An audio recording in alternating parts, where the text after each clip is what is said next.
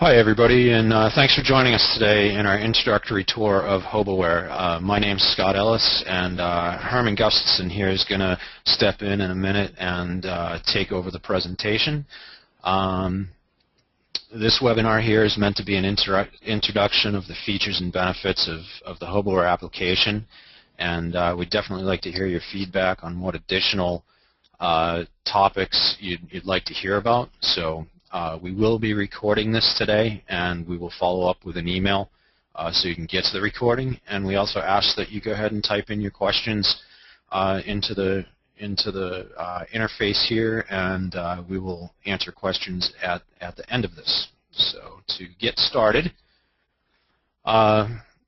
just real quickly, a little bit about who Onset is. We're the leader in portable data loggers. We were founded in 81. We've got about 130 employees. Everything's designed and manufactured here on Cape Cod in Bourne, Massachusetts. And we've sold over 2 million HOBO data loggers so far. The webinar details itself, again, we're going to run for about an hour here. Definitely type in your questions, and we'll get to those towards the end. And please, at the end, fill in the webinar evaluation. That really helps us make improvements to our webinars moving forward. And a little bit about Herman. He's been with Onset for the past 10 years and has worn a couple different hats, from operations to the sales department to our technical support department. So many of you may have talked to Herm in the past. And currently he's joined us in the product marketing department, and he brings 38 years of experience, which just helps us out every single day here. So without further ado, what I'm going to do is turn this over to Herm and let him take it from here. Thanks, Scott. Hi, everybody. Today we're going to talk a little bit about our HOBOware application. The one thing I want to emphasize here before we get started is that the version of HOBOware you will be seeing in the screenshots and the mouse clicks that I'm talking about are Windows. This is done in Windows, specifically Windows 7. Also, the version of HOBOware I'll be showing you is version 3.5.0, which is the latest version of HOBOware. So if you're currently using HOBOware and it doesn't quite look like this, you're probably using an older version. So HOBOware, it is the HOBO data logger software platform. It works with all of our latest HOBO data logger products here. You can see a few of them on the screen, from the station loggers to the standalone water loggers, indoor loggers. It works with all of these products. If you're familiar with Onset's history, you know that our older products, the old stowaway products, the old HOBO we call them tri-box loggers that had the blue HOBO logo on them. Those used to work with what was called boxcar software. It was a serial for those serial type loggers, those RS-232 loggers. That software platform was written in C or C+, and it didn't support the Mac or the Apple operating systems very well. So HOBOware is written in the Java language, and so we're able to support both Windows and Mac with that because we're using Java. So that's the reason we did write it in Java. So again, it's the software for all of our current HOBO data logger products. Right now, what I want to do is I'd like to take a moment to find out what kind of applications everyone in our audience is involved in. So what I'd like you to do is just take a moment and fill out this poll. I'm going to share the results of the poll with you. There you go. And while you're filling that out, basically the poll question is, what is your primary data logger application? And while you're filling that out, we're just going to take a moment. while you're filling that out, I just want to talk a little bit about our two markets that we categorize our products for. One is environmental research, which is climate monitoring and water monitoring. It's a very large part of our market for HOBOs. The other market that we categorize for our products is building performance, and that we generalize that as energy efficiency monitoring or indoor environmentally monitoring. So our products, HOBOware works for all of those types of applications and all of those loggers. Okay. So it looks like everyone filled out the poll. That's great. So it looks like a large majority of the folks here are in the energy monitoring sector. 34%, 24% indoor and water monitoring, 14% in climate, and about 4% are new to data logging. So that's great. This is typical of the breakdown of all the types of customers that we deal with. So this is very representative of our markets. And again, HOBOware works very well, and it's designed to work with all of those different types of applications. And just to further kind of categorize these different data logger platforms, we have standalone loggers. Here we're showing our U26 dissolved oxygen logger. That was primarily our focus for many, many years. Standalone loggers for monitoring specific applications. We also now have wireless sensors. Here's the ZW network that works within HOBOware. Again, HOBOware is the platform for that. And we also have weather station and what I'd like to call multi-channel station loggers that we monitor weather, or they can be used for monitoring energy consumption, things like that. So again, all of these platforms work with HOBOware. One more quick poll. We just like to find out what type of data logger our audience uses. So if you just bear with me real quick and fill out this real quick, another quick poll. I promise this is the last one for this webinar. Again, standalone loggers were kind of our bread and butter for a long, long time.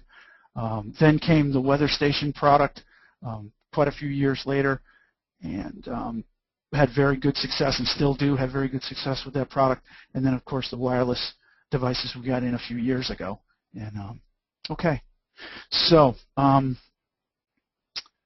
we're getting let's see. Okay, so it looks like the large majority of our customers, 77%, use standalone loggers, 6% are weather stations, 9% are wireless, and 8% are new to data logging, which is great. Again, a very interesting snapshot of, and very typical of the markets that we're in and the type of loggers that folks use. So thank you for participating with that. Promise that was the last poll. So we're going to talk a little bit about HOBOware. Again, it's the HOBO data logger software platform for all of our loggers. We like to say it's intuitive, it's flexible, and it's cost effective. Intuitive, we mean it's simple, it's straightforward, it's easy to use software. And it presents your recorded data in a format that's easy to understand. Flexibility, we talk about, gives you the ability to either manually configure your preferences for plot or configure global preferences so that you can always have your data plotted the same way. It also gives you the ability to do pre-scaling, filtering, either what we call pre-filtering when you launch the logger, or to post-process your data with embedded filters. And we're going to go through that a little bit moving forward. And again, it saves you time, but you can automate repetitive tasks. That's something we're going to talk about as well. As far as being cost effective, The one thing about HOBOware is you buy it once, you don't have to buy it again.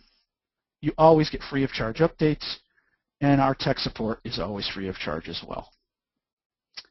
And one initial investment will ensure that you have forward compatibility with new products. I just want to speak to that really quickly. The one thing about HOBOware is written, again, it's written in Java, and the way it's written is it's written so that it will give you the ability to configure, launch, and read out your information. Oh yeah, here's the results of the poll. Sorry, I forgot to hit the share button. Basically, what it does is it gives you the ability to use newer products moving forward. Again, the updates are always free of charge. The thing about HOBOware is each new product has new, each time that a new product is developed, the software, the header in the software and in the file changes a little bit to support those measurements. So that's why it's really important to update your version of HOBOware when you move to new products. But again, or when you're purchasing new products moving forward. And again, those are always free of charge. So we're going to talk a little bit about the intuitive nature of HOBOware now. So to configure and launch your loggers, again, launching is the term we use for starting a logger. We call it launching. So to configure a logger, you simply click on the launch logger icon, and your launch logger window shows up. So this is the information that's going to be written into the data logger's file header when the logger is, when the file is created, when you launch the logger. So here, from reading top to bottom, you'll see this is a HOBO UX100-011 temp-RH logger. The description is going to be your file name, the name of your data file when you read out the data. By default, it's the logger serial number. Here I chose to call it the model number of the logger, actually. Below that is the actual serial number of the logger. Every logger that's manufactured from onset has a unique serial number. Below that, you'll see a deployment number. It's how many times the logger was launched. There's no limit to that number. Below that, it tells you what the battery level is. We get into the sensors area. This is where you select the sensors that are available for measurement. For temp-RH loggers with the latest version of HOBOware, if it has relative humidity available and you click off relative humidity, temperature will automatically be selected. You cannot deselect it. That's because relative temperature is a factor in calculating relative humidity. You can also choose to log the logger's battery voltage. To the right of that, we have a place to set alarms and filters. We're going to talk about that in a little bit later on. Under deployment, there's a drop-down menu under logging interval. A logging interval is how often the logger makes a measurement. It takes a snapshot of the data at that logging interval. It's not an average, it's a snapshot. So when you click on that drop-down, you'll see a drop-down menu. This is actually scrollable. The reason I showed the bottom half of the scroll is because at the bottom you can see where it says custom. You can basically do down to 1 second, all the way up to 18 hours, and you can, if you click on custom, you can put in 1 minute and 30 seconds or something like that. For the UX100, there's 3 different logging modes available. One is normal, which is just your typical logs the temperature and relative humidity at the and battery voltage is selected at that specific interval. It allows for burst logging, which is burst logging is based on an alarm threshold. And again, I'm not going to get too much into detail at this point because this is supposed to be an overview, but burst logging is you set an alarm interval. You say, okay, I want to log at 5-minute intervals, but if the temperature goes above a specific temperature, say, for example, I want it to log faster. So it will do that. And that's what a burst logging configuration does. Statistics is it will also log min-max, average, and standard deviation for every interval. And there was a webinar about the UX100 that explained that in more detail, so I'm not going to go into too much detail on that. Start logging. Now, pretty self-explanatory. Means you're going to start now. At interval means, in this case, at a 5-minute interval, if it's 4 minutes after the hour and you click on launch at interval, it will wait that extra minute and then start right on that 5-minute interval or time frame. On time and date is what we used to call delayed start. Some folks, if you're using the older version of HOBOware, you'll still see delayed start as the nomenclature there. Basically, you put in, when you click on that, you put in the time and date where you want the logger to automatically start logging, the time and date you want it to start at. And on this logger, it supports a push button start, so you can select push button, and then you take your logger out in the field, you press the button to get it to start logging. Below that, the UX100 supports, well, under stop logging, you see when memory fills or never. When memory fills, that's the way the U12s still work that way. When the logger fills up, the logger stops logging. This particular logger supports what we call wrapping, meaning when the memory fills up, the logger will start overwriting the old data. One thing that I did skip over here is you can see logging duration underneath logging mode. That's a calculated time of how long it's going to take to fill the memory based on the logging interval and the channels that were selected. For this configuration, it will log 145.8 days before the logger fills up. So if you have, again, here we've selected never. That means that in 145.8 days, it will start overwriting the old data unless you read it out first. Below that, there's a push button stop available for the UX100. And there's also a programmable stop time if you wanted to say, I want to log for 1 day and just let it stop. Below that, there's a checkbox for turning the LCD off. This device does have a display on the front of it, so if you wanted to not have that illuminated, you can check off that box and start it that way. So once you have the launch logger screen filled out correctly, you click on Start, and it launches and it begins logging. When your deployment is over, you want to read your data out and you want to plot it and you want to save the data file. So you click on Read Out Device and you will see this status bar come up, and it will give you the status of how, of its progress as to how it's offloading. The next thing you will see is a Save dialog box.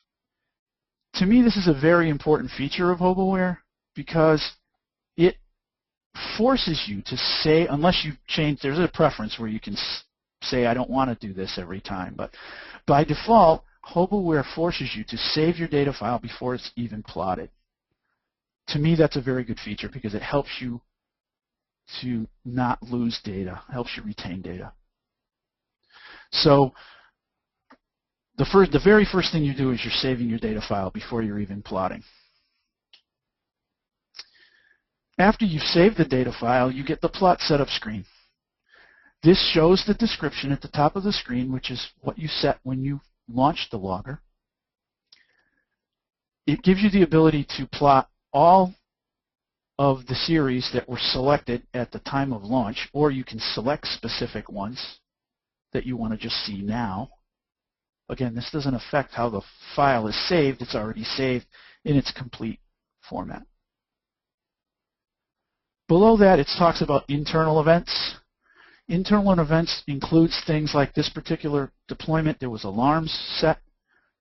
It also logs when the USB cable was connected, when the logger was stopped, when the file ended.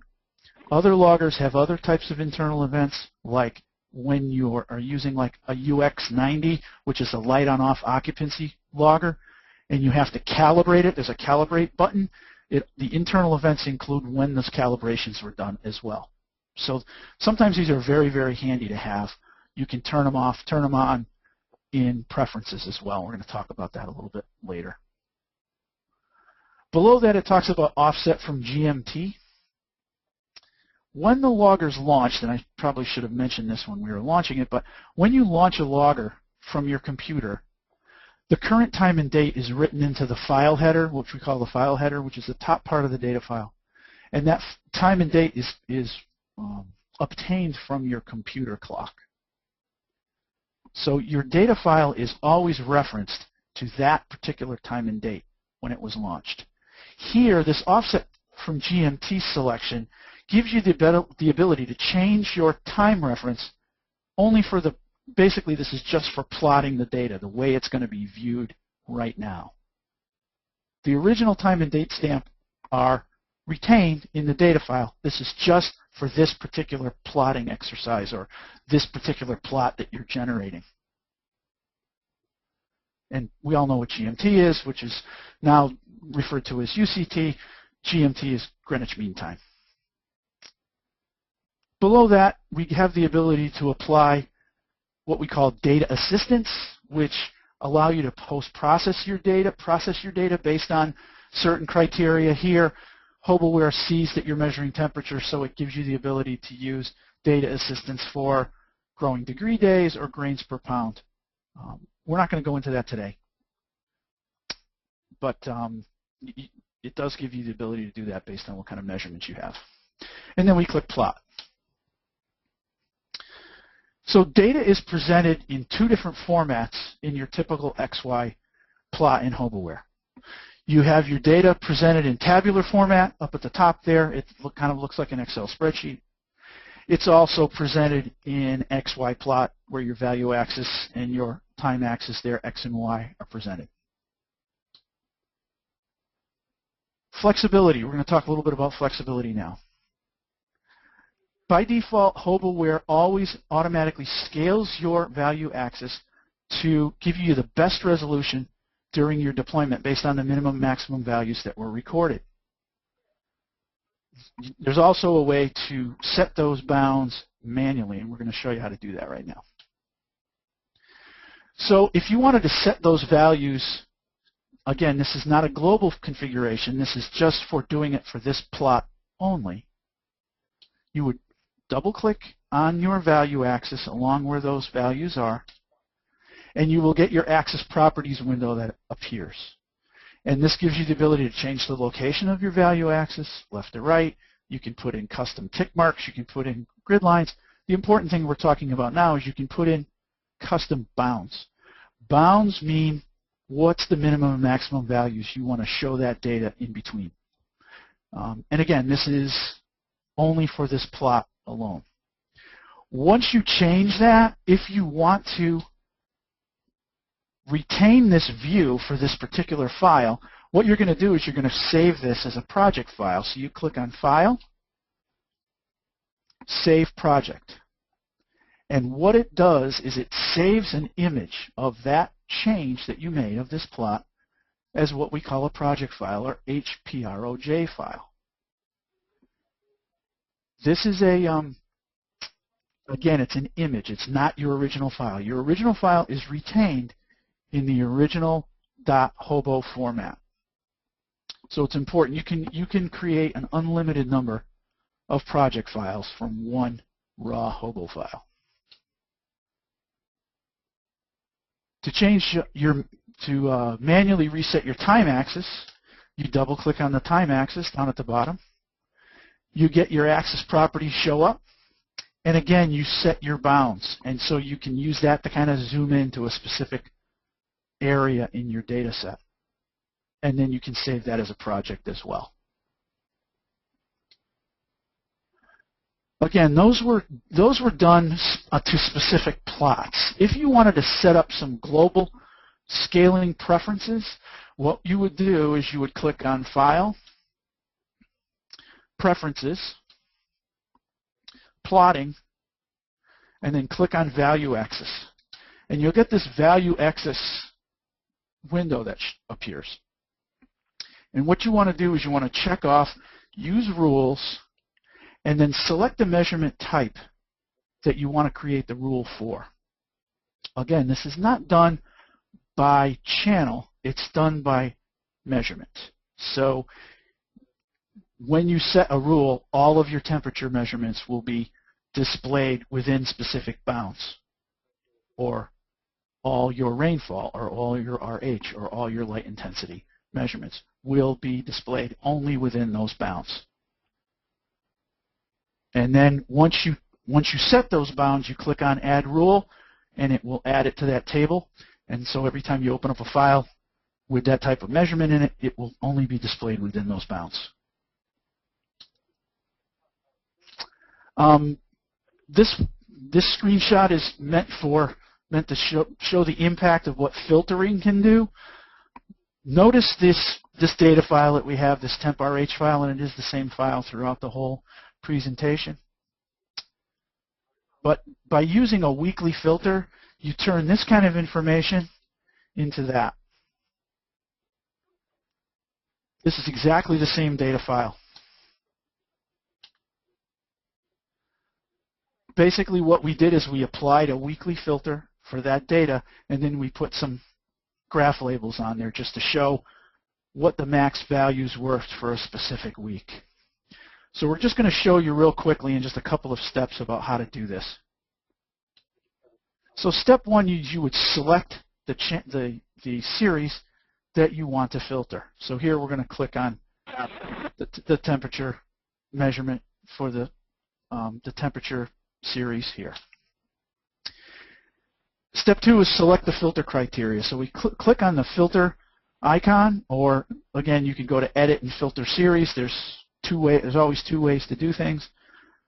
Here we're going to just use the filter icon, and we'll get the filter series window up here. In the filter series window, you will see you have three criteria available. You have maximum, minimum, and average. Those values, those criteria are specific for different types of loggers.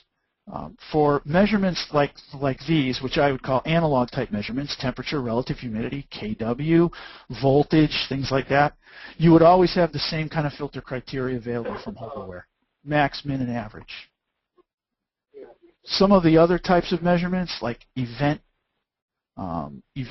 type logging or state type logging, you will see other criteria available. So for this exercise, we're going to choose maximum temperature in each 7 days, and then we're going to click OK. And that's what you.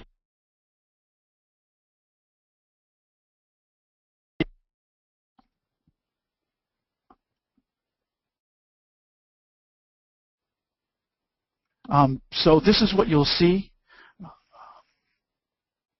These are the weekly filters. I just kind of skipped ahead and did both of those. To add a graph label to that, what you would do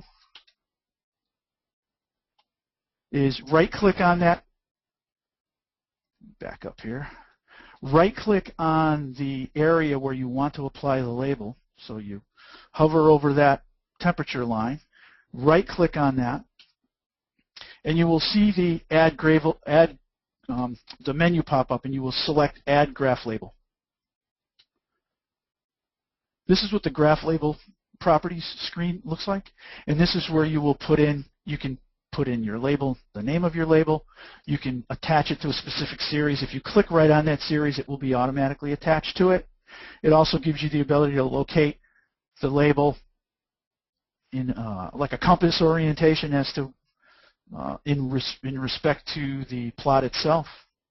You can also include the data value in the label, which we've done before, and you can also put in some colors. You can add transparency, stuff like that. Exporting data is very simple. You click on the data export icon, and it automatically creates, here we created a CSV file. A separate file, again, your original file is retained in the same configuration.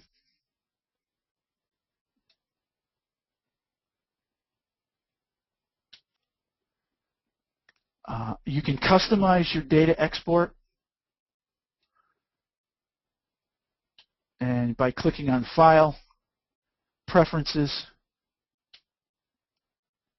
General, Export Settings, and then select your export settings, how you want the file to be formatted when you export it.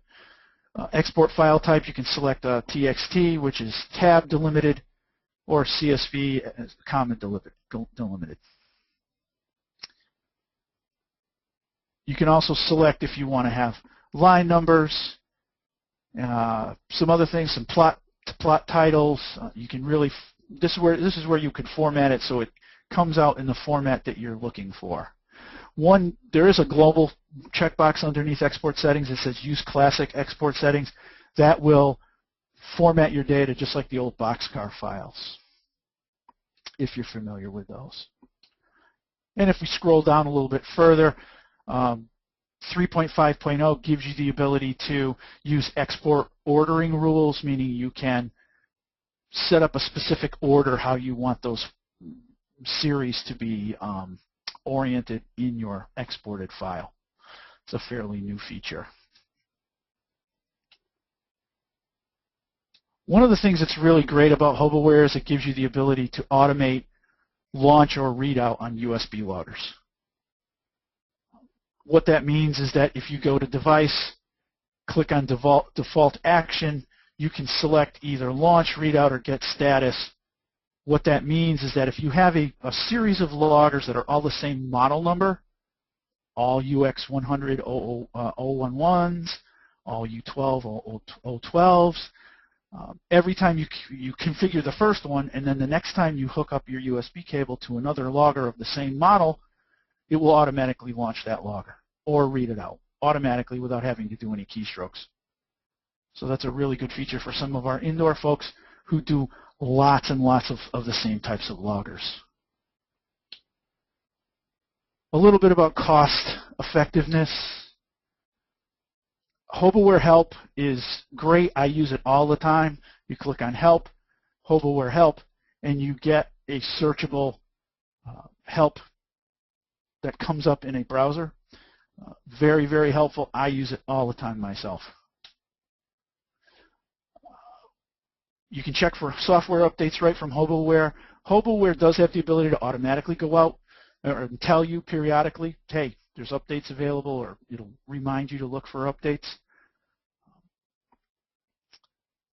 You can turn that off in Preferences if you want to. And again, it will basically what happens is if there's an update available, it takes you to our web page. You download the updater file, save it to your desktop, double-click on it, it updates HOBOware. If you want to contact tech support, you can send an email right from HOBOware. Again, HOBOware uses Gmail to generate an email off to our tech support department.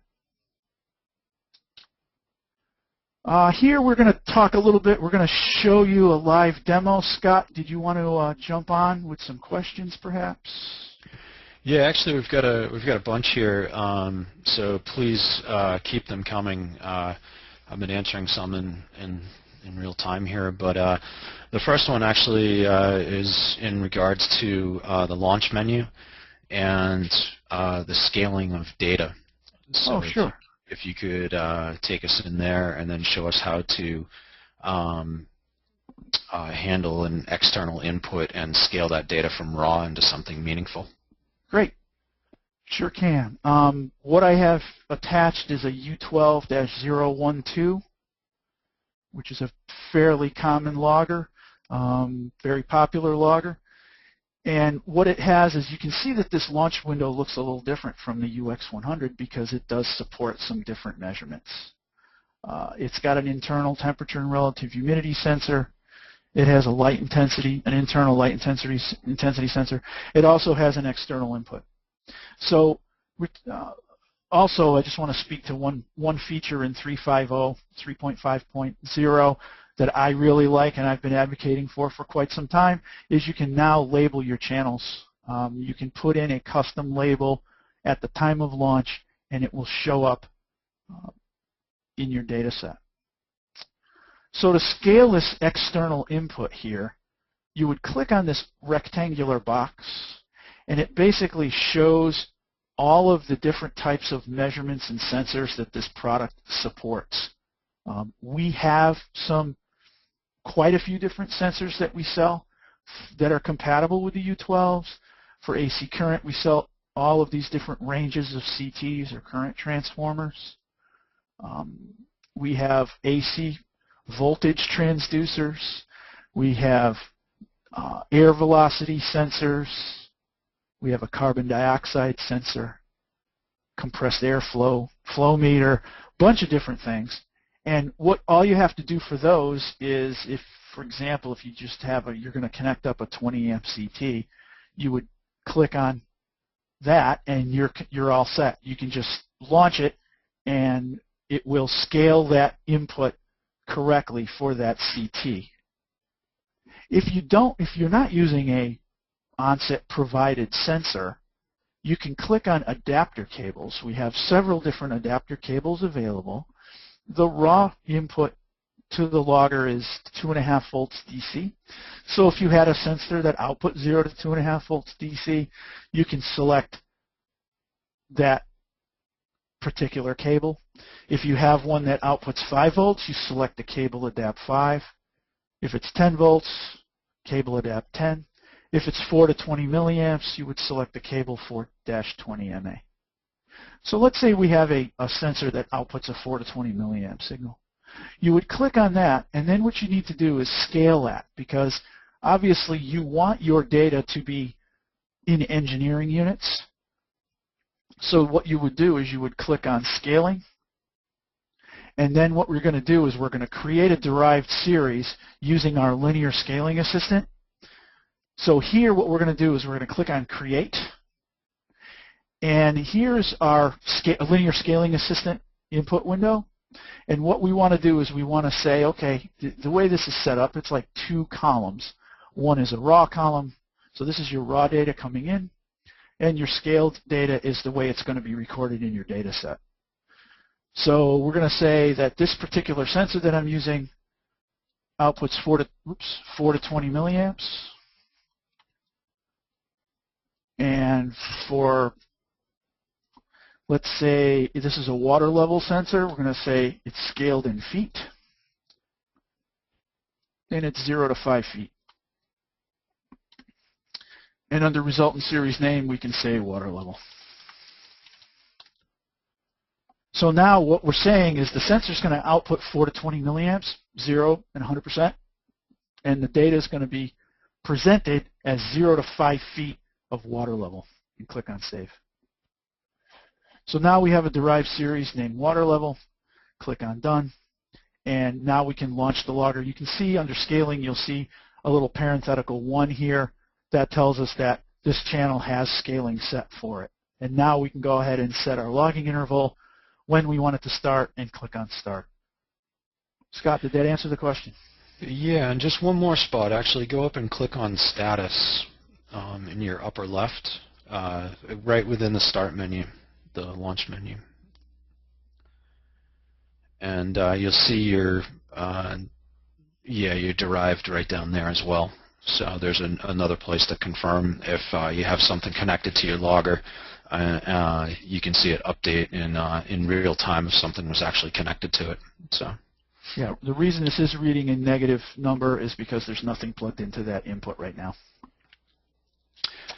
So there's keep the questions coming. Obviously, we're going to need to take a step back at some point and look at a more advanced class here, because there's a ton of, we're already up to over 40 questions, so it's fantastic here. Actually, what I'd like to do is focus on the exporting for a minute.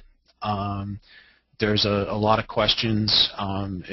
If you could maybe pop into the preferences real quickly and just show the differences between the Excel and the text file. And then after this, I'll let you talk through this here in just a second. Afterwards, if you could export the file that you have and show some of that sorting capability there, that would be great. Okay. So as we talked about earlier, the export settings, you have the ability to select either text or Excel format. The text format is usually what everybody uses. The difference between a .txt file or a CSV file is the TXT file is tab delimited and the CSV is comma delimited. XLS is formatted specifically for the Excel format. Most of the time when I was in tech support, I was telling people to use the CSV configuration. It gives you the most flexibility, and CSV files automatically open in Excel when you double click on them. So we can set it here. Is the way you differentiate between a .txt and a .csv file is by the delimiter you select. If you select comma, it saves it as a CSV format, in CSV format. If you save it as tab, it saves it in .txt format. Some of the other preferences, again, Scott, just correct me if I'm wrong, if they want to go through, what were some of the other selections they wanted to look at? I think that's fine. One that I typically like to point out that I use commonly is the separate date and time into two columns. Yeah, that's a very good point. When you export data, when you open a data file, any file open in Excel, Excel will combine time and date. It actually displays it as a real number, so sometimes it gets confusing. So to separate it as time and date into two columns makes it easier to look at your data moving forward. Yeah, and then I guess from there, if you want to hit OK, and then if you could go up to the export the table, yeah. Yeah, one thing to talk about too is you can either export here right from the icon. You can also export details. What we mean by details is all of this stuff here. This is all about your deployment, your serial number, a logging interval, when the header was created, all that stuff. That's not included in the normal export. So if we click on export, this export window gives you the ability to select what variables you want to export. If you wanted to exclude one or the other, if you wanted to. You can also sort that too. Yes. Just to point out, you can click on any of those row headings there, and it'll allow you to sort it in any order as well. Yep. Okay. And we're going to save it on my desktop so I can find it again.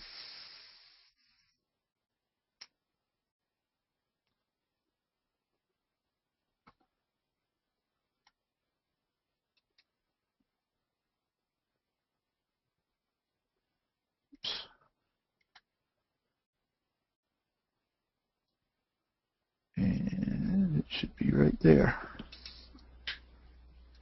Except it's in the wrong screen. There we go.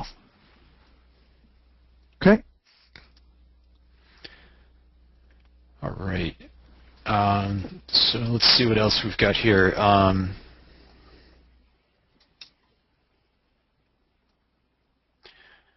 So in terms of, and I'm not sure, actually if you want to flip back over to HOBOware there, yep.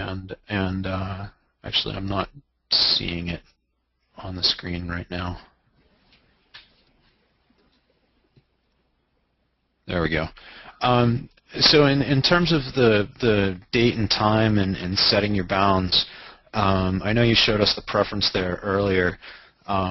Could you show us kind of how to do that right within the graph, and then from there also there's a lot of questions on cropping the data. So I don't know if you can touch on both of those for me. You bet. And you're talking specifically for time and date, right? Yeah, time and date across the bottom there. Okay. So what I just did is, let's do that again. So I did it kind of fast. Take your cursor, go down to the bottom of the screen, click once, and you'll see these 6 little dots show up, these little circles. Click again, and you will get the axis properties show up. And this is where you can change your bounds. So if we wanted to see it just, the next day,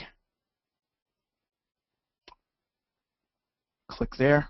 And now we're only going to show the data for that one day and apply it. So that's how you would use bounds to kind of zoom in on specific data. And then you can grab the hand tool and scroll your way through and look at that data on kind of a day-by-day basis if you want to. And if you want to go back to the original configuration, up here at the top of the screen, you'll see a little arrow going up in a little yellow box with the arrow going up to the left-hand corner. If you click on that, it takes you back to the original plot. Great. And if could you show how to crop out some of that data there? Because sometimes Sure. people launch their loggers and have some erroneous data at the beginning and end. You bet. Using your mouse, you would go anywhere within the XY plot here and right-click. Again, I'm using a Windows computer. When you right-click without anything selected, you'll get this menu structure that shows up, and right in the middle there's something called crop. If you left-click on crop, this gives you the ability to put in, and again, it's similar to the bounds. The difference is here is when you crop the stuff, crop out what you don't want to see, then you can save that crop data as a project, and it only shows that particular data. Your original data file stays intact. You cannot edit an original .hobo file or a .dtf file in HOBOware. So here we're going to do the same kind of thing. We'll just show like the first day of data. And when you put in start date and end date, this is the data you want to include, not what you want to crop out, but what you want to include in the cropped file. So you click on that. There's that same data we talked about. And then if you want to retain this formatting just like this, you would click on File, Save Project, and again, it saves it as a .hproj or HOBO project file. The original data file stays intact. And now the next time if you want to look at this data again in this same format, just open that project file, and you do that by saying File, Open Project. Okay. Great. So there's a lot of stuff coming in, and I know we're not going to be able to get to all of these here. So we will certainly follow up on all of these here, and actually we do have additional webinars that are out on our YouTube site. So in the follow-up email, we'll certainly get this information over to you. So there's a couple other questions here. And sure. They keep coming in, so this one jumped on me.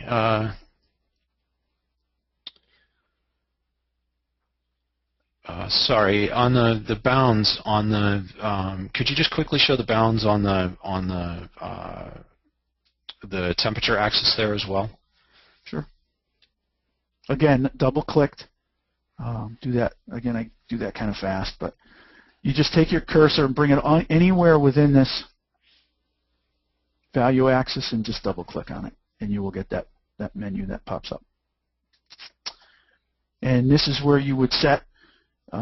Here you can see that the minimum bound is at 66 down here. The maximum bound is set at 82 based on the minimum maximum values that were recorded during that deployment. If you wanted to just see it, I don't know, if you wanted to see it between 66 and 70, and you click Apply, you'll see how it kind of changes it a little bit. Perfect.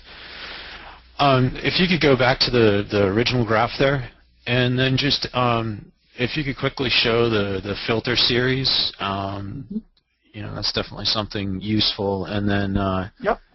You do have the ability to export that as well. So if we wanted to filter the temperature data, again, you want to select that series. So the way I did that was I took my arrow cursor, hovered over the word series temp, and left click, and it will be highlighted. See, it's highlighted in the column. It's also highlighted in the XY plot as well. And then you click on your little filter icon, and this is where you select what do you want to see. You want to see minimax or average for a specific period of time. If you say I want to see the average temperature every day, you click on OK. And what you see now is you see another series is added here, both in the column and in the XY plot as well. There it is right there. And you can see it's connected as a bunch of steps because they are average values per day. Again, this logging interval here was 15 minutes, so that kind of helps you kind of get an idea of what's going on day by day. You can do it by multiple days, multiple hours, if you want. Is that kind of what we were looking for? Yeah, perfect. And obviously that can be done for different types of data, or if you have pulse data or rain data, for example, you can do totalization. So yes, yeah, there's different filter criteria available for different types of measurements. You did mention about exporting. Just real quick, if you wanted to remove the original data, again, you're not changing this at all. You're not changing the data file at all. But if you click on, it didn't take me out, did it? Oh, okay. You can still see my screen, okay? Yep. Okay. If you click on series temp and hit your delete key, and then RH delete key, that takes out the original data. Now all you see is that daily data, and it's always midnight to midnight. And then you can save that as a project, export it, print it, whatever you want to do. And that actually leads into another great point. We've had a couple folks that have asked, can you do it something different than midnight to midnight? And no, that's not something that we have the capability to do at this point. So, correct. One other one, and actually this has come up a few times too, we've got some folks that want to take this data and put it into a different presentation, similar to what you did with the PowerPoint. So yep.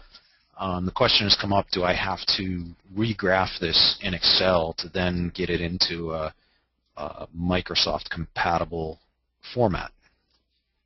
Good question. All you have to do is do edit, copy graph to clipboard, and it will copy this graph into your RAM, and then you take that and you paste it right into your Microsoft Word application or Excel spreadsheet. Or what I did for my presentation here is because I'm using Windows 7, I actually used the snipping tool in Windows 7 and just crop that whole window. Yeah, perfect. I've also used the screenshot as well to get the same functionality. So there's a couple different ways. You bet. Oh my, the questions just keep coming. So thank you.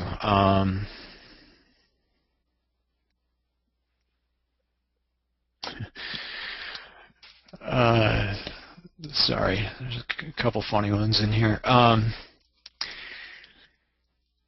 Do you want to touch on merging? We can a little bit. Sure. I don't have files to do that, unfortunately. I don't have concurrent files available. Okay, that's something actually that we did a webinar earlier on that. So why don't we include that link to our YouTube site? Yeah. Okay. One other one. Can you change the colors of the lines in the graph? Can that be? Okay. You bet.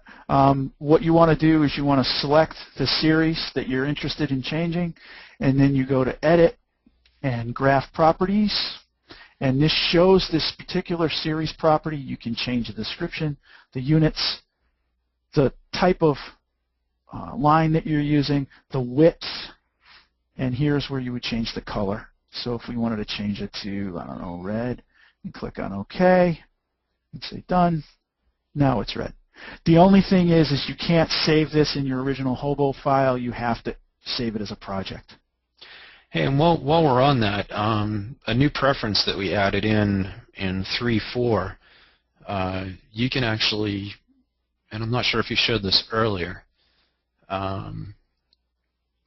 but yeah, so you can set a rule here each time to use the same color for every time temperature or one of these measurements pop up. And again, that's always it's the same way as the is it's the same as the value access rules. It's by measurement, not by channel. But you can set it up so it always, you know, if you're every time you're doing temperature, it's always blue or something like that, and then you click on Add Rule, and so every time you see a temperature measurement, it comes up as blue. Perfect. I've got two more here that I'd like to touch on, and one is drawing in the alarm line that we can drop in by double-clicking on one of the series. Mm-hmm. Right here. Yeah, so if you set that to 55, yeah, close enough. And so as you can see, that drops in an alarm line there, and you can do that for both your temperature and your humidity, and it gives you the upper and lower as well. So yep. that is an option. And that's how it's presented if you select it under your alarms selection under the launch window as well. Okay, we're going to take one more here. As I said, there's a lot of questions here, so we're definitely going to spend some time to follow up with you all. And yeah, and there's a lot of product questions here too, which we'll follow up with you specifically on these. There's been questions about apps, and I'll just touch on that briefly. HOBOware is for the Windows and Macintosh. We do not, quote-unquote, have an app at this point.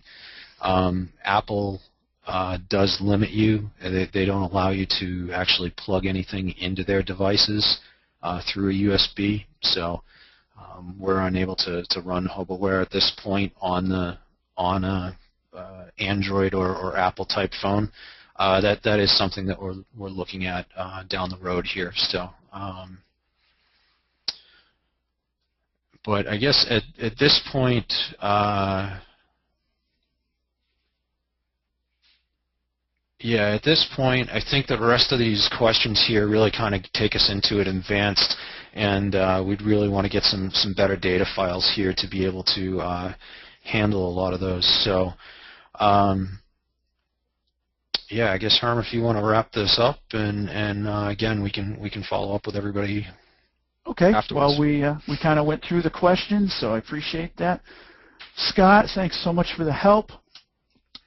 This is an important, some important links for you. Again, these will be available in your recorded version as well. But YouTube has a ton of information about hobos, hobo loggers, HOBOware. A lot of really good information. Also, our website, if you search under the product HOBOware, there's a bunch of information, videos there as well. If you have any other questions about the webinar or maybe some webinars you'd like to see in the future, certainly include that in your evaluation questionnaire at the end, but you can always contact me as well. I'll be glad to hear from you. If you need tech support on a existing issue or question that you might have, please contact our tech support group. They're available 8 a.m. to 8 p.m. Eastern Time, Monday through Friday, and you can contact them via telephone, or you can use our tech support email address, which is loggerhelp@onsetcomp.com. And if you want to talk to an application specialist about a specific application you have, you're not sure what logger might be the best choice for you, please contact one of our application folks at our toll-free number or at sales@onsetcomp.com. Thanks very much. There's also a live chat out there. If anybody is into the whole chatting thing, you can reach any of our folks that way as well. Great. Thanks, Herm. Thanks, folks.